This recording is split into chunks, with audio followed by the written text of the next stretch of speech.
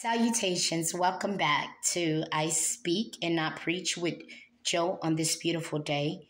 Today's good word is Ecclesiastes chapter 11, verses 4 to 6. And it says, He who observes the wind will not sow, and he who regards the clouds will not reap. As you do not know the way of the Spirit comes to the bones in the womb of a woman with child.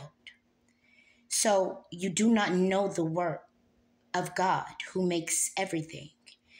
In the morning sow your seed, and at evening withhold not your right hand or your hand.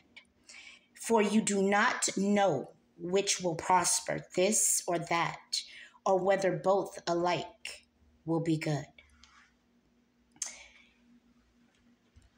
Basically alluding and saying that if you do not try, you cannot receive. If you do not take risk, you do not know. So you could stand in one place and say, oh, well, there's no food here. Well, if you just stand there and don't look to go harvest, then you just don't eat. So no matter where you stand, you still perish ultimately. And that's life. Life is about forward progression. You can stay stagnant in one position, knowing one way, waiting for that way to open a door.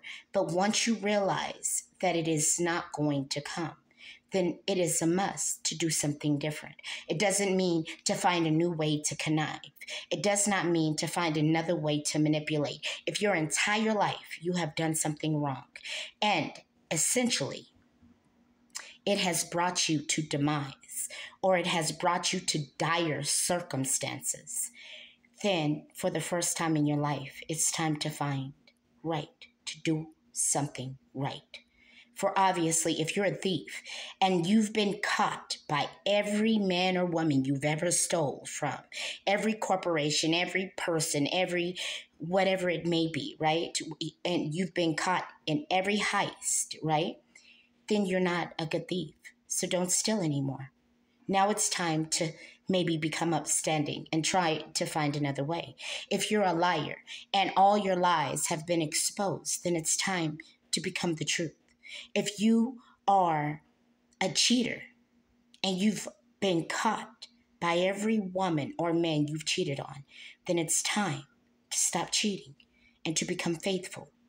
So you have taken risk in life that have shown you what is to come from it. Now, the only thing you can do is something different. If you are willing to take a risk to be wrong, then it's inevitable for you to risk and try right. For you haven't tried it. If you've never adopted doing something right, it's like a man or a woman that's been in and out of jail. There's only so many times you can do that before it's a permanent stay. So do you make a conscious decision to continue to go back on a cycle, in and out, or do you say, that was my last day, and I choose and elect a different way so that I can be a mother, a father, a wife, a husband, a worker, or a owner, a man that or a woman that has seen something new. So life is risk.